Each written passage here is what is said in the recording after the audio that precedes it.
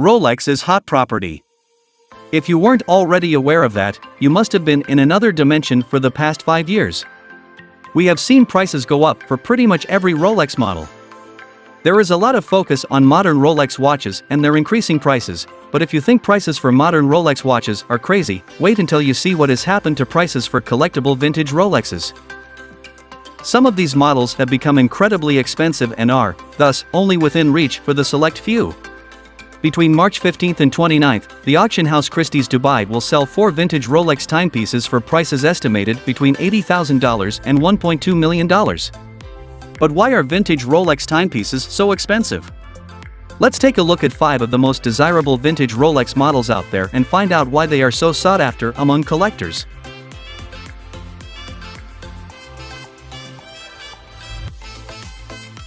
Rolex Daytona Paul Newman. When you think of desirable vintage Rolex Daytona models, the first one to pop into mind is probably the colorful Rolex Daytona Paul Newman.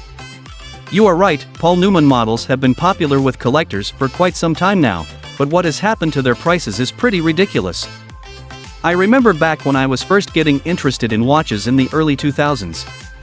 At the time, you could buy the iconic Rolex Daytona Paul Newman Ref 6239 for roughly $30,000. Nowadays, you'd have to pay at least tenfold before you could even start thinking about buying one. If you search the Chrono 24 marketplace for a Rolex Daytona, you will quickly find a lot of cheaper versions of the reference listed, but you have to keep in mind that the Paul Newman name specifically refers to watches with an exotic dial that are more colorful than the original black or silver dial variants. These Paul Newman dials were considered a commercial failure and Rolex stopped producing them after a few years. As a result, they are quite rare, and with the name Paul Newman attached to the watch, they are some of the most desirable vintage watches out there. The most sought after is Newman's own Daytona Ref 6239, which was auctioned off for a whopping $17.8 million. Prices for normal Rolex Daytona Paul Newman Ref 6239 watches start at roughly $300,000 and can easily move up to $500,000.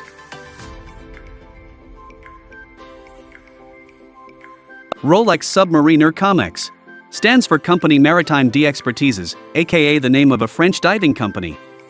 Rolex and Comex worked together from 1970 until 1997 to create the best possible diving watches for divers on the Comex team. In the 27 years the companies worked together, Rolex produced a total of 9 Comex watches, exclusively from the Submariner and Sea Dweller ranges. The watches are easily recognizable by the Comex logo on the dials. Another defining feature is the addition of a helium escape valve.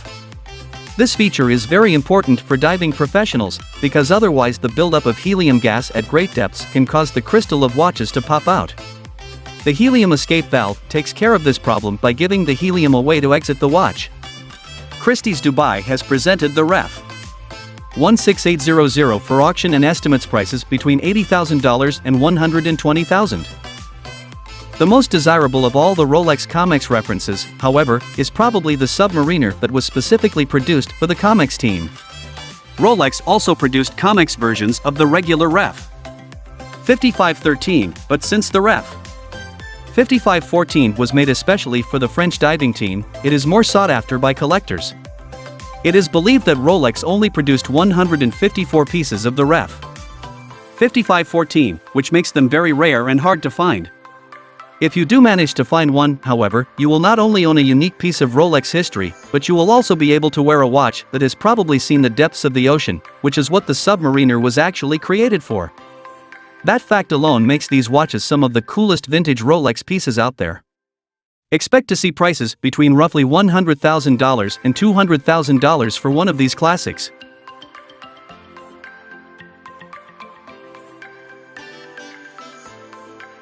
Rolex Submariner Big Crown. The second watch on this list is also linked to a famous actor. The Rolex Submariner Big Crown is the watch that Sean Connery wore in multiple James Bond films. It's believed that the Rolex Submariner Connery wore in Dr. No, From Russia with Love, and Goldfinger was his own personal watch. In Dr. No and From Russia with Love, Connery wore the watch on a leather strap, while in Goldfinger, he switched to a far too narrow fabric strap that wasn't the best choice, to be honest. Of course, this is not the only watch that's connected to James Bond. Read more about famous James Bond watches here.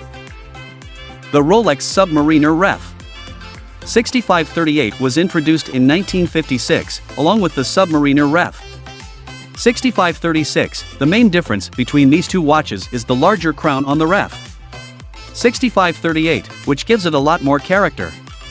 Rolex produced two versions of the Ref 6538, both of which are easily recognizable. The first features 2 lines of text on the lower half of the dial, while the second features 4 lines of text. The 4-line Submariner was actually the first Rolex Submariner to feature a movement with chronometer certification. Another way to tell these two apart is that the 2-line version features hash marks from the 0 of 60 position to 15 on the bezel inlay. These aren't present on the 4-line version. Bond wore the latter version, nothing but the best for 007. Prices for the Big Crown Submariner Ref 6538 start around $70,000 and move up quickly to $250,000 for pieces in great condition.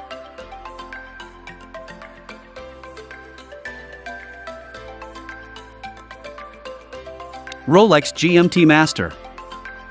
We'll stay on the topic of James Bond for a bit longer with this next watch, the Rolex GMT Master. This was the first reference of the iconic red and blue GMT Master.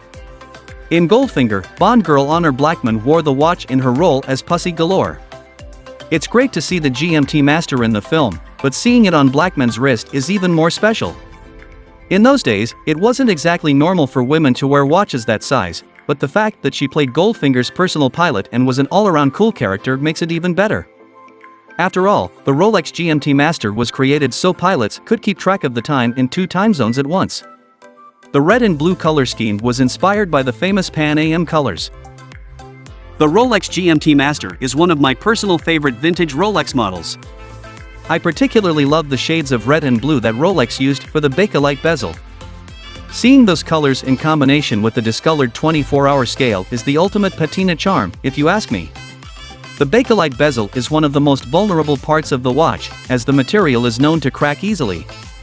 This makes it tough to wear a vintage version, but even so, the bezel colors have never been better than on the Ref 6542. Additionally, the design of the Rolex GMT Master hasn't changed as much as other iconic Rolex models. The overall design remained the same for many generations of the GMT Master, but there can only ever be one first. Expect to see prices between roughly $70,000 and $150,000, depending on the condition.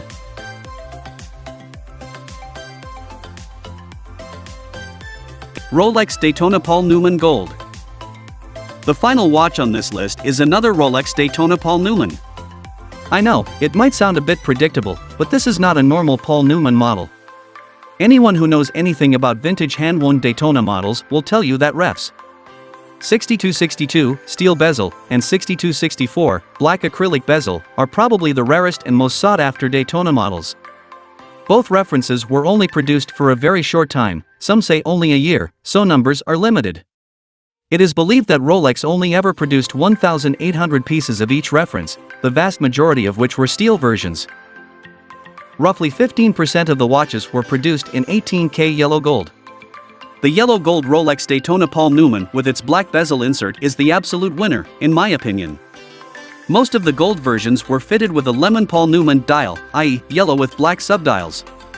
This spectacular dial looks absolutely amazing in combination with the gold case and bracelet. The second dial version, however, is even more rare. The John Player Special, or JPS dial, has the reverse color scheme, i.e., a black dial with light yellow subdials. It is believed that Rolex only produced a handful of these watches. It goes without saying that these are some of the most, if not the most, desirable vintage Rolex watches out there. You will find these timepieces almost strictly at auctions. Expect to see prices ranging from $1 to $2 million. What you get in return is simply breathtaking, although I can imagine it being a difficult watch to wear given the price. So, there you have it, a list of the 5 most desirable vintage Rolex models. These are all watches for the select few, seeing that their asking prices easily supersede the $100,000 mark. But they are, after all, some of the most iconic timepieces that were ever created. These models are more than just a watch or a vintage watch, they tell stories of the past and have shaped the watch industry we know today.